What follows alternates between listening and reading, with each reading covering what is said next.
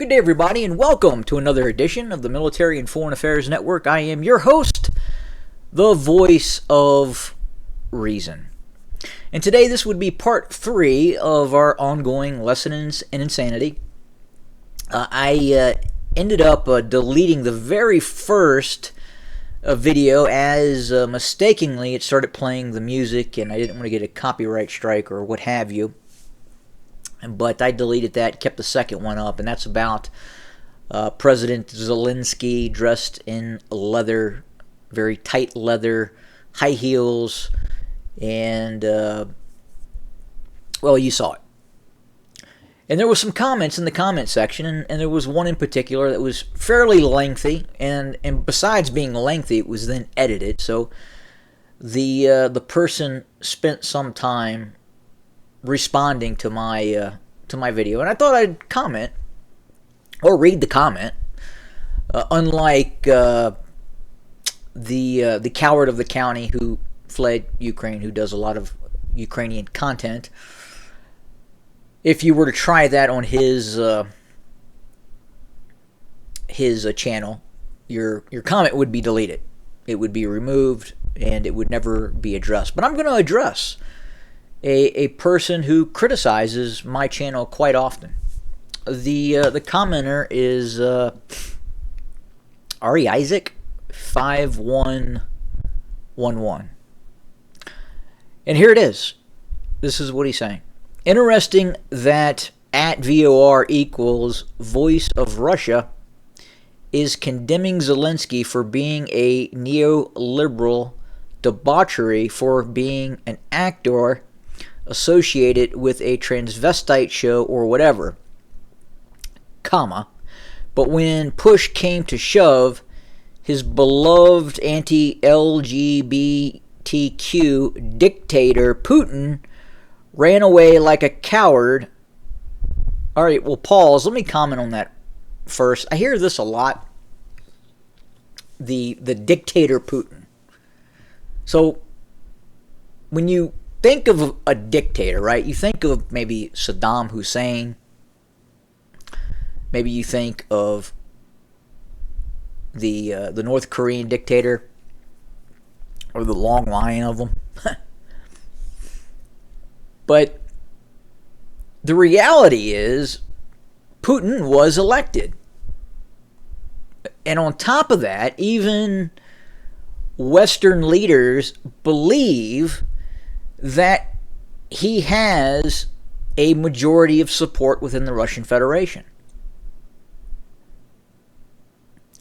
Now, if you look here in the United States, again, the last presidential election, I went to bed that night believing that the incumbent president was going to win. Never before have I gone to bed 11, 12 o'clock at night with an existing president leading in the polls, and then wake up the next morning to find out he didn't win. So I would say maybe it's possible something happened during that election. And maybe you could say, maybe, that Biden wasn't lawfully elected. There are many people in the United States who believe that.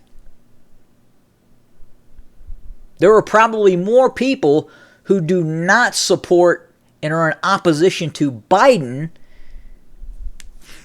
than what exists in the Russian Federation in terms of opposition towards Vladimir Putin.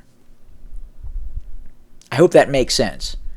I believe that there is more opposition here in the United States to Joseph Biden than actual opposition in the Russian Federation towards Vladimir Putin. Meaning Vladimir Putin has more legitimacy than Joseph Biden. I'm not going to get too wrapped up in that, but just saying, right? All right, where were we? Okay, so Putin ran like a coward hopping on a plane to St. Petersburg when Wagner was going after him in Moscow. We don't know that happened. However, the so-called neoliberal comedian, actor Zelensky held his ground against global superpower Russia when Putin's elite paratrooper attack dogs came for him in Kiev and told the world that he doesn't need a ride to run away.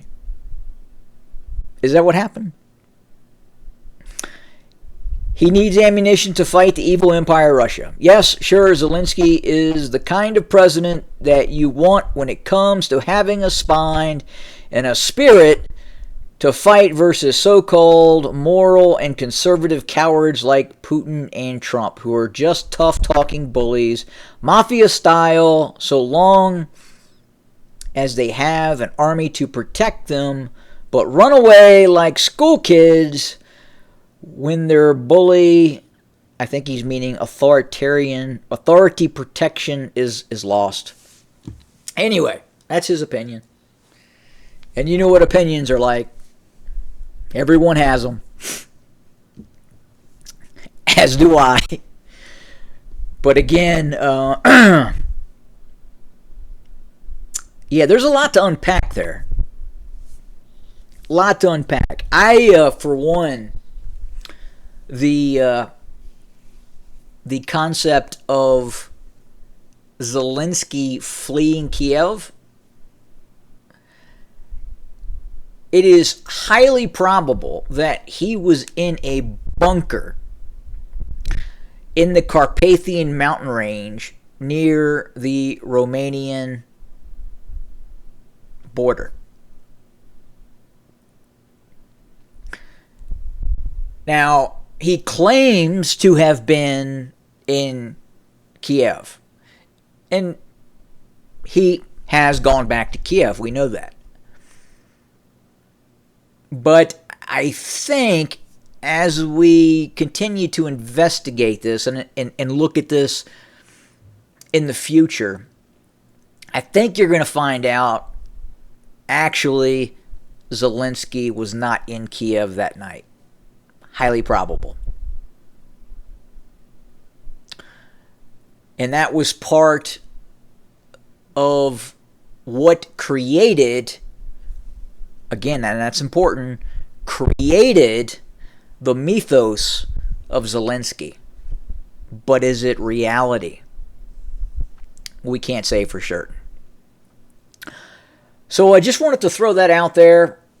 I do this, don't have a problem with it. Anyone who criticizes me, I leave the comment up. Don't take it down. The only time I would take it down is if it's just really a reprehensible attack, personal attack, that